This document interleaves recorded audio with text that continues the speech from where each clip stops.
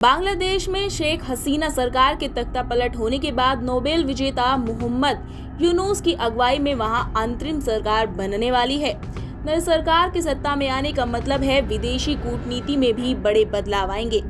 आपको बता दें कि भारी विरोध प्रदर्शन के बीच शेख हसीना ने सोमवार को प्रधानमंत्री पद से इस्तीफा दे दिया था।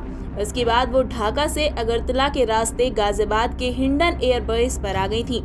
उनका C-130 ट्रांसपोर्ट एयरक्राफ्ट सोमवार शाम 6 बजे गाजियाबाद के हिंडन एयरबेस पर उतरा था। वहीं शेख हसीना सरकार की विदाई ने भारत की भी काफी चिंता बढ़ा दी है। माना जा रहा है कि बांग्लादेश नेशनल पार्टी यानी BNP और जमात इस्लामी जैसी पार्टियां सत्ता में काबिज हो सकती हैं। इन पार्टियों का झुकाव चीन और पाकिस्तान की ओर काफी ज्यादा है। भारत के लिए सबसे बड़ी चिंता सीमा सुरक्षा की आती है। दरअसल भारत बांग्लादेश के बीच 4096 किलोमीटर लंबी अंतर्राष्ट्रीय सीमा विश्व की 5वीं सबसे बड़ी थल सीमा है। देश के 5 राज्यों से बांग्लादेश की सीमा लगती है। पूरे क्षेत्र में मैदानी, जल, पहाड़ी और जंगली क्षेत्र का विशाल भूभाग है और इसकी जनसंख्या भी काफी अधिक है।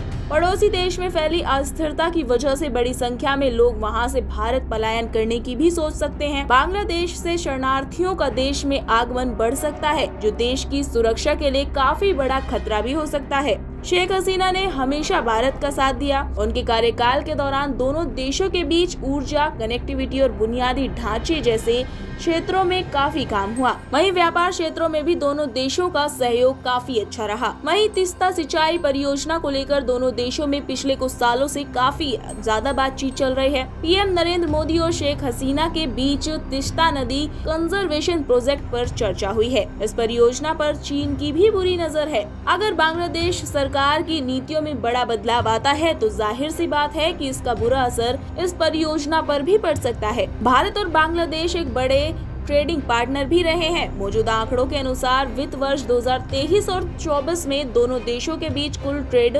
14.22 अरब डॉलर का रहा था। वित्त वर्ष 2023 में भारत से बांग्लादेश के लिए 6052 वस्तुओं का निर्यात किया गया था। निर्यात का ये आंकड़ा 12.20 अरब डॉलर रहा था, जो कि वित्त वर्ष 2022 में हुए 16.15 अरब डॉलर की तुलना में काफी कम था। वहीं भारत और बांग्लादेश के बीच कई चीजों का व्यापार भी होता है, जैसे भारत से बांग्लादेश कपास, धागा, पेट्रोलियम उत्पाद, अनाज, सूती कपड़े भेजे जाते हैं, तो वहीं बांग्लादेश से भारत RMG कपास, RMG मानव निर्मित फाइबर, मसाले आदि भेजे जाते हैं। अब बांग्लादेश में नई सरकार के आने से दोनों देशों के बीच होने वाले व्यापार पर भी बुरा असर पड़ने की आशंका है। भारत के लिए सबसे बड़ी चिंता ये है कि शेख हसीना के बेटे ने जानकारी दी है कि उनकी मां अब राजनीति में कभी वापसी नहीं करेंगी। हसीना के बेटे और पूर्व आधिकारिक सलाहकार सजीब वाजेद ने ये दावा किया।